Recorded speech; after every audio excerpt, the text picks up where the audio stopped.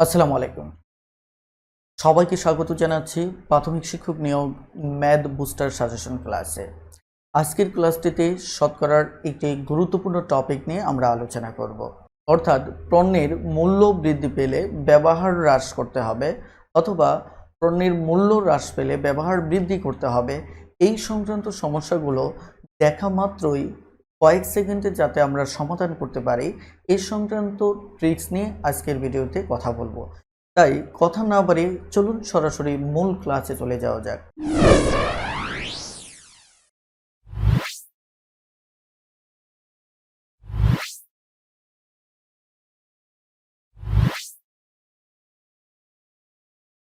আপনারা স্ক্রিনে দেখতে পাচ্ছেন যে চালের দাম শতকরা 25 টাকা বৃদ্ধি পেলে চালের ব্যবহার শতকরা কত কমালে চাল ব্যয় বৃদ্ধি পাবে না। অর্থাৎ এই আইডিয়াটি নিয়ে আমরা আলোচনা শুরু করার পূর্বে আমরা মূল বেসিকটা একটু বুঝে নিচ্ছি। বেসিকটি হচ্ছে, ধরুন আপনি আপনার যে খরচ, ধরুন আপনি প্রতিদিন আপনার টার্গেট যে 100 টাকা করে আপনি খরচ করবেন। অর্থাৎ আপনি যে জিনিসপত্রগুলোর জন্য 100 টাকা খরচ করবেন অথবা যে দ্রব্যের জন্য 100 টাকা খরচ করবেন সেটার মূল্য বৃদ্ধি পেলেও আপনি 100 টাকার বেশি খরচ করবেন না। আবার যদি মূল্য হ্রাস পায় তারপরেও আপনি 100 টাকাই খরচ করবেন। অর্থাৎ ধরুন আপনি 100 টাকা খরচ করবেন, আপনি বাজারে গিয়ে দেখলেন যে জিনিসটার দাম হয়ে গেছে 125 টাকা। আপনার বাজেট 100 টাকা, কিন্তু বাজারে গিয়ে দেখলেন জিনিসটার দাম হয়ে গেছে 25 টাকা। এখন আপনার কথা মতো আপনি কি করবেন? আপনি গিয়ে দোকানদার মামাকে বললেন যে ঠিক আছে, আমি তো 100 টাকার জিনিস নেব, সেটা যেহেতু আজকে ওই পরিমাণ জিনিসের দাম 125 টাকা হয়ে গেছে, আমি তো 100 টাকার বেশি খরচ করার সুযোগ নেই। তাহলে এই যে 25 টাকা যে আমার জিনিসটা, মানে পূর্বের জিনিসটা এখন 25 টাকার মূল্য বৃদ্ধি হয়ে গেছে, তাহলে মামা এক কাজ করেন, 25 টাকা পরিমাণ যতটুকু কম হয় ততটুকু জিনিস আমাকে কম দেন। অর্থাৎ আমি 25 টাকা পরিমাণ জিনিস কম খাবো অথবা কম ব্যবহার করব। অর্থাৎ আলটিমেটলি আপনি 100 টাকাই খরচ করলেন। এটাই হচ্ছে মূলত যে একটা বাজেট থেকে পণ্যের মূল্য বৃদ্ধি পাওয়ার পরেও আপনি বাজেট না বাড়িয়ে আপনি ব্যবহারটা কমিয়ে দিলেন। আবার এমনটা হতে পারে, ধরুন আপনি মার্কেটে গেলেন, মার্কেটে গিয়ে দেখলেন যে 100 টাকার জিনিসটা 80 টাকা হয়ে গেছে। তার মানে কি, এই পরিমাণ জিনিস আপনি 80 টাকা দিয়েই পেয়ে যাচ্ছেন। যথারীতি আপনি দোকানদার মামাকে টাকা দিতে গিয়েছেন, তারা বলছে আপনি 100 টাকা বের করে দিলেন। মামা বলল না, এটা আজকে তো দাম কমে গেছে, আপনি 80 টাকা দিলেই হবে। তার মানে আপনি দেখলেন আপনার কাছে 20 টাকা রয়েছে, কিন্তু আপনার যে প্রমিস অথবা আপনার শর্ত অনুসারে যে আপনি টাকা ফেরত নিয়ে আসবেন না। তখন দোকানদার মামাকে বললেন যে ঠিক আছে, অতিরিক্ত যে 20 টাকা আমার কাছে থেকে যাচ্ছে ওই পরিমাণ আমি যতটুকু দ্রব্য পাই ততটুকু দ্রব্য দিয়ে দেন। অর্থাৎ ঘটনাটা এই দাঁড়ালো যে আপনি 100 টাকার জিনিসটাই 80 টাকা দিয়ে কিনতেছেন, বাকি 20 টাকা আপনি ফেরত না নিয়ে আপনি দ্রব্য বেশি কিনে আনতেছেন, অর্থাৎ দ্রব্যের ব্যবহারটা বাড়িয়ে দিচ্ছেন। অর্থাৎ আমরা আজকে যে অঙ্কগুলো করব মূলত মূল বিষয়টা এই যে আপনি 125 টাকায় দেখা যাচ্ছে যে আপনার, যেমন এখানে 25 টাকা ব্যবহার যদি কমান তাহলে আপনার মূল বাজেটের সাথে মিলে যাবে। আবার এই জায়গাটায় যে 80 টাকা যখন কিনছেন সেখানে যদি আরও 20 টাকার দ্রব্য বেশি কেনেন তাহলে আপনার বাজেটের সাথে মিলে যাবে। অর্থাৎ 1 নম্বর অঙ্কটির দিকে এবার আমরা মনোযোগী হব। অর্থাৎ তাহলে 1 নম্বর অঙ্কটি এবার একটু ভালো করে দেখেন তো কি বলা হচ্ছে। এখানে বলা হচ্ছে যে চালের দাম শতকরা 25 টাকা বৃদ্ধি পেয়েছে। শতকরা 25 টাকা এটা বৃদ্ধি পাওয়া মানে হচ্ছে যে 100 টাকার জিনিসটা আপনি এখন বৃদ্ধি পেয়ে হচ্ছে কত, 125 টাকা। অর্থাৎ আপনি যে জিনিসটা 100 টাকায় কিনতেন যে সেটা এখন 125 টাকায় কিনতে হবে।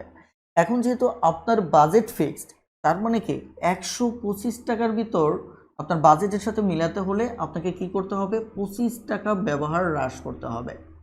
ওকে, এই 25 টাকা পরিমাণ ব্যবহার হ্রাস করতে হবে। এখন আপনাকে বলা হচ্ছে প্রশ্নে যে এই যে চালের ব্যবহারটা আপনি 25 টাকা হ্রাস করবেন, এটি কত টাকার থেকে করলেন? 125 টাকার সময় 25 টাকা হ্রাস করলেন। এখন প্রশ্ন বলছে যে এই হ্রাসটা শতকরায় কত করবেন। তার মানে বিষয়টা আমি একটু ক্লিয়ার করি যে এখন যে কথাটা দাঁড়াচ্ছে যে আপনি বাজারে গিয়ে দেখলেন জিনিসটার দাম 125 টাকা, তার মানে 125 টাকায় আপনি কি করলেন, হ্রাস করলেন কত, 25 টাকা।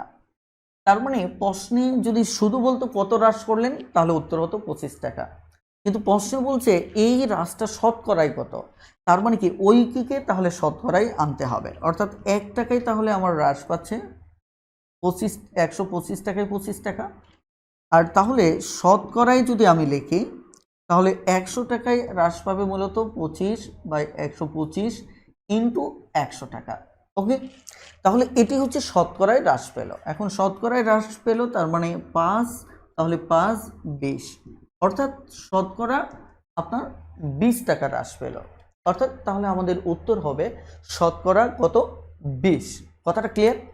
এই যে আমরা অঙ্কটা করলাম এটি হচ্ছে মূলত মূল অঙ্ক, যে 125 টাকায় 25 টাকা হ্রাস করলাম তাহলে শতকরায় আমার কত, 20%, অর্থাৎ 20 টাকা। এখন এই অঙ্কটাকে আমরা মুখে মুখে সমাধান করতে পারি। কিভাবে মুখে মুখে সমাধান করতে পারি? যেমন আপনি যেহেতু কনসেপ্টটাই এটা, এই দুটো মূলত কনসেপ্ট, এক্ষেত্রে আমরা যে কাজটা করতে পারি যে সরাসরি আমি এটা লিখে দিতে পারি যে 125 টাকায় আমাকে ব্যবহার হ্রাস করতে হবে 25 টাকা, যেহেতু শতকরায় চেয়েছে তাহলে শতকরায় কত, তাহলে কত, 5/20, তার মানে 20%। এটি হচ্ছে মূলত আমাদের উত্তর। ক্লিয়ার? আমরা এই টাইপের আরও একাধিক অঙ্ক দেখি তাহলে আইডিয়াটা আমাদের ক্লিয়ার হবে। ওকে, তাহলে দেখুন 2 নম্বর অঙ্কটা দেখুন। 2 নম্বর অঙ্কে কি বলা হচ্ছে, চিনির মূল্য 20% বৃদ্ধি পাওয়াতে একটি পরিবার চিনি খাওয়ার পরিমাণ এমনভাবে কমালো যে চিনি বাবদ যে ব্যয় এটা বৃদ্ধি পেল না। ওই পরিমাণ চিনি খাওয়া বাবদ শতকরা কত কমালো, রাইট? অর্থাৎ বিষয়টা খুবই সহজ, কারণ হচ্ছে শতকরা কত, 20% বৃদ্ধি পেয়েছে, তার মানে শতকরায় 20% বৃদ্ধি পাওয়ার অর্থই হচ্ছে 100 টাকার জিনিসটা এখন হয়ে গেছে 120 টাকা। তাহলে আপনাকে বাজেট মিল রাখতে গেলে কত ব্যবহার কমাতে হবে, 120 টাকায় ব্যবহার কমাতে হবে 20 টাকা, তাহলে আমার আগের বাজেটের মতো হয়ে যাবে। তাহলে এটা শতকরাই কত হবে, তাহলে শতকরাই যদি আপনি বের করতে চান তাহলে এখানে কত হবে, 6, তাহলে 6 দিয়ে একে যদি কাটেন তাহলে 16.66% হবে। ক্লিয়ার? তার মানে কি এটি উত্তর। খুবই সহজ অঙ্ক, অর্থাৎ আপনি চাইলে দেখা মাত্র খুব দ্রুত সমাধান করে ফেলতে পারেন। ওকে, আমরা এবার 4 নম্বর ম্যাথটিতে চলে যাব। 4 নম্বর ম্যাথটিতে কি বলা হয়েছে? 4 নম্বর ম্যাথটিতে বলা হচ্ছে যে চাউলের মূল্য 25% বৃদ্ধি পেল, চাউল ব্যবহার শতকরা কত পার্সেন্ট কমালে কি খরচ বৃদ্ধি পাবে না। তার মানে আমরা এই অঙ্কটা প্রথমেই করেছি যে 25% হলে তাহলে আমাদের উত্তর হয়ে যাবে কত, 20%। ওকে, এখানে কম বা বেশি বলা হয় না, শুধু বলা হচ্ছে আলমের বয়স যে কমলের বয়সের 80%, আলমের বয়স কমলের বয়সের 80%, তাহলে কমলের বয়স আলমের বয়সের কত পার্সেন্ট হবে। কথাটা ক্লিয়ার?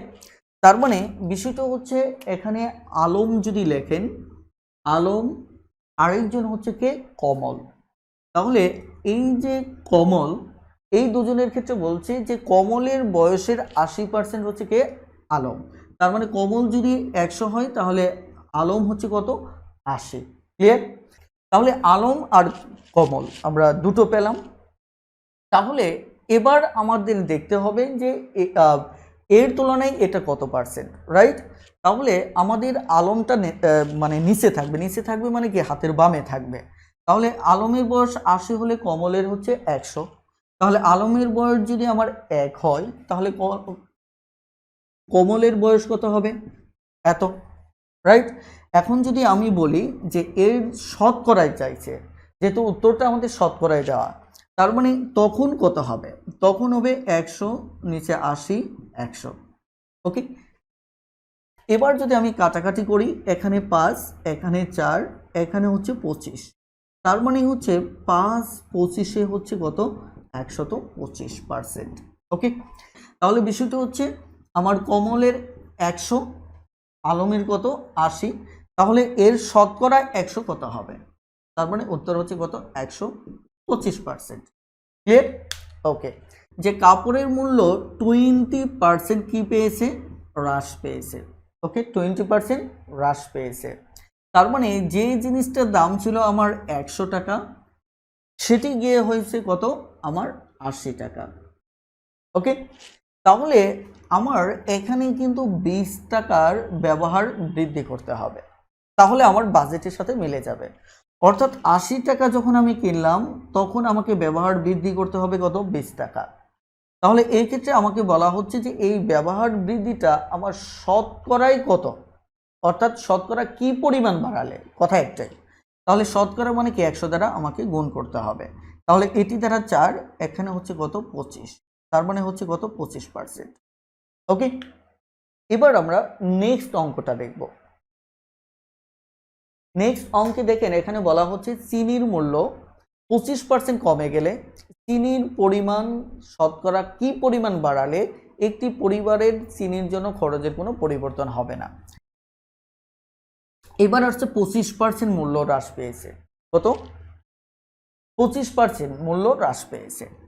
তাহলে 25% মূল্য যদি হ্রাস পায় তাহলে এখানে বিষয়টা এরকম যে 100 টাকা মূল্যটা ছিল সেটি গিয়ে হ্রাস পেয়ে হয়েছে কত 75 টাকা। তার মানে আপনি ব্যবহার বৃদ্ধি করার সুযোগ পাচ্ছেন কত 25 টাকা। অর্থাৎ 75 টাকা জিনিস কেনার পরও আপনি কি করতে পারতেছেন, 25 টাকার পরিমাণ ব্যবহার বৃদ্ধি করতেছে। তাহলে এই ব্যবহার বৃদ্ধিটা আমার শতকরায় কত হবে, তাহলে এটি যদি হয় 3 তাহলে এটি হচ্ছে কত 33 দশমিক অথবা 1/3। ক্লিয়ার? তাহলে এটি হচ্ছে মূলত আমাদেরকে উত্তর। এবার পরের প্রশ্নটা আমরা দেখি। অর্থাৎ এই প্রশ্নে আমরা দেখতে পাচ্ছি এ এর আয় বি এর আয়ের 50% কম। অর্থাৎ এ এর আয় বি এর আয়ের, অর্থাৎ বি এর আয় যদি 100 হয় তাহলে এ এর আয় কত হবে 50% কম। এখন আমাদের বলা হচ্ছে বি এর আয় এ এর আয়ের সাথে কত বেশি। আমরা প্রাথমিকভাবে যদি বেশি খুঁজি, যে এইটুকুর মাঝে যদি বেশি খুঁজি তাহলে কত হচ্ছে 50 টাকা, রাইট? যে এটার তুলনায় আমার 50 টাকা এর বেশি, আবার এর তুলনায় আমার হচ্ছে 50 টাকা কম। এই দুটো পার্থক্যটা একই হয়ে গেছে। একই হলে সমস্যা নেই, আমরা তো শুধু অঙ্কের দিকে তাকাবো। এখানে বলছে বি এর আয় 100 হলে তাহলে এর আয় হচ্ছে কত 50। এখন বলছে এটা কম, তাহলে বি এর আয়টা বেশি, তাহলে এই বেশিটা শতকরায় কত বেশি।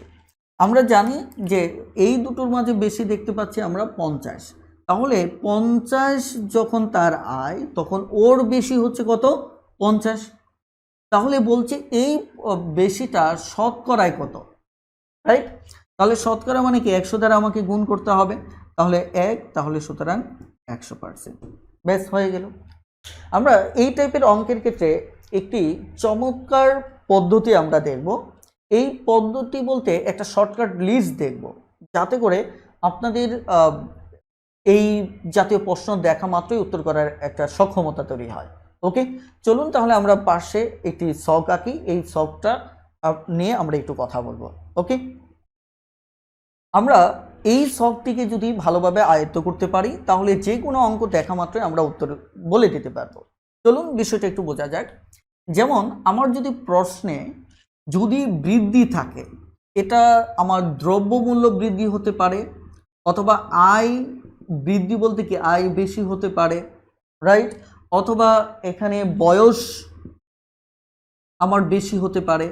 অর্থাৎ বৃদ্ধি বলতে আমি এই তিনটাকেই বোঝাচ্ছি, দ্রব্য মূল্য বৃদ্ধি, অথবা আয় বেশি একজনের তুলনায়, অথবা বয়স বেশি।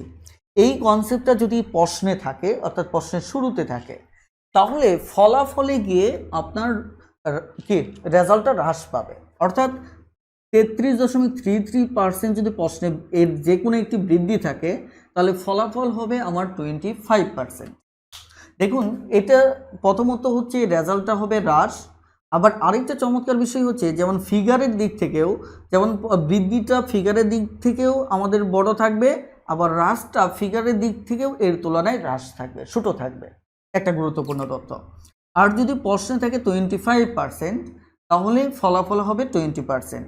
প্রশ্নে থাকলে 20% বৃদ্ধি থাকলে ফলাফল হবে 16.66%। ক্লিয়ার? আবার যদি প্রশ্নে আমাদের এমনটা থাকে, হ্রাস থাকে, তাহলে ফলাফলে আমাদের গিয়ে পাবে বৃদ্ধি। আমাদের সবচেয়ে বড় যে সমস্যাটি হয়, অনেকে 25% দেখেই 20% দাগিয়ে ফেলেন। কারণ এই যে এখানে 25%-এর সাথে 20% ছিল, এটি কিন্তু ভুল। কেন ভুল? ওই যে একটু আগে বললাম যে এখানে যখন প্রশ্নে বৃদ্ধি থাকে, ফিগারটাও বড় থাকে, ফলাফল হ্রাস হবে এবং ফিগারটাও এর তুলনায় ছোট হয়। তাহলে এখানে যদি হ্রাস থাকে তাহলে ফলাফলে বৃদ্ধি থাকবে, তাহলে হ্রাসে ফিগারটা যা হবে ফলাফলের ফিগারটাও ওর তুলনায় বড় হবে। আপনি যখন 20% লিখতেছেন তখন কিন্তু এর তুলনায় এটা বৃদ্ধি পাচ্ছে, কিন্তু ফিগারটা কিন্তু ছোট হয়ে যাচ্ছে, সেটা হবে না। তার মানে এই জায়গায় মুখস্থ করতে গিয়ে অনেকে ভুল করে ফেলেন। তাহলে এখানে যদি দেখবেন 25%, তাহলে বৃদ্ধি হবে এর সাথে সম্পর্ক, অর্থাৎ 3.33% বা 1/3%। ক্লিয়ার? তাহলে 20 হলে তাহলে এবার আপনি লিখতে পারবেন 25%। ক্লিয়ার? অর্থাৎ এই হচ্ছে শখটি। এবার যদি আমরা প্রশ্নে সরাসরি প্রশ্নের দিকে তাকাই, বলতে এতক্ষণ যেগুলি সলভ করলাম, তাহলে বুঝতে পারবেন। দেখবেন এখন 1 নম্বর যে প্রশ্নটি আছে 25% বৃদ্ধি আছে, তাহলে 25% বৃদ্ধি যেহেতু, তাহলে উত্তর হবে আমার কি 20%। ওকে, এরপর যদি আপনি পরের প্রশ্নটা দেখেন 20% বৃদ্ধি আছে, তার মানে 20% বৃদ্ধি আছে মানে আমার রেজাল্ট হবে 16.66%। এবার যদি পরের প্রশ্নটা দেখেন ওই 25% বৃদ্ধি আছে, রেজাল্ট হবে 20%। আবার যদি তার পরেরটা দেখেন এখানে আয়ের কথা বলা হচ্ছে, আয়ের একজনের তুলনায় আরেকজনের বেশি, শব্দটা একটু ভালো করে বোঝার চেষ্টা করেন। বেশি, বেশি মানে প্রশ্নে বৃদ্ধি, রাইট? তাহলে আমাদের রেজাল্টে গিয়ে সরাসরি কী হবে, 25%-এর সাথে 20% হবে। ক্লিয়ার? এরপর এই প্রশ্নটা আমি বলেছিলাম যে কম বা বেশি নেই, সো এটাকে এখানে ফেলা যাবে না। ওকে, কারণ কম বা বেশি শব্দটা উচ্চারণ করা নেই। এবার যদি তারপরের প্রশ্নটা দেখেন 20% হ্রাস, 20% হ্রাস, তার মানে রেজাল্ট হবে কি 25%। একইভাবে দেখেন যে পরেরটিও একই অবস্থা। এরপর যদি দেখেন 25% কমে গেছে, তার মানে কি আমার 25% কমে গেছে মানে কি আমার বৃদ্ধি হবে কি 33.33% অথবা 33 সমস্ত 1/3%। ক্লিয়ার? এবার যদি এই প্রশ্নটি দেখেন এখানে কিন্তু হ্রাস বলছে, তার মানে এখানে যে হ্রাস বলছে তার মানে এই ফিগারটি এখানে আমি লিখিনি, তাহলে ও পাশে 50% হলে ও পাশে হবে 100%। ওকে, তার মানে কি অঙ্কগুলো দেখা মাত্রই কিন্তু আপনি উত্তর বলে দিতে পারবেন। অর্থাৎ এখানে শুধু গুরুত্বপূর্ণ তথ্যগুলো আপনারা কি করে নেবেন, একটু মুখস্থ করে নেবেন, তাহলে দেখা যায় ঘুরে ফিরে এই অঙ্কগুলোই আমাদের বারবার আসে। ওকে, তাহলে আজকের ক্লাসটি আমাদের এই পর্যন্তই। আর আপনারা যারা ম্যাথ নিয়ে অনেক বেশি চর্চা করতে চান এবং আমার চমৎকার সব আইডিয়া সম্পর্কে সম্যক ধারণা পেতে চান, যেগুলো আরও সুন্দরভাবে আরও গুছিয়ে আমি আমার ম্যাথ টিউটর বইটিতে লিখেছি, তো এই বইটি দ্রুত আপনার নিকটস্থ লাইব্রেরি থেকে সংগ্রহ করুন। আশা করি বাংলাদেশের একটি শক্তিশালী বেসিক বইয়ের সাথে আপনার পরিচিত হওয়ার সৌভাগ্য তৈরি হবে। সবাই ভালো থাকবেন, সুস্থ থাকবেন। আল্লাহ হাফেজ। আসসালামু আলাইকুম।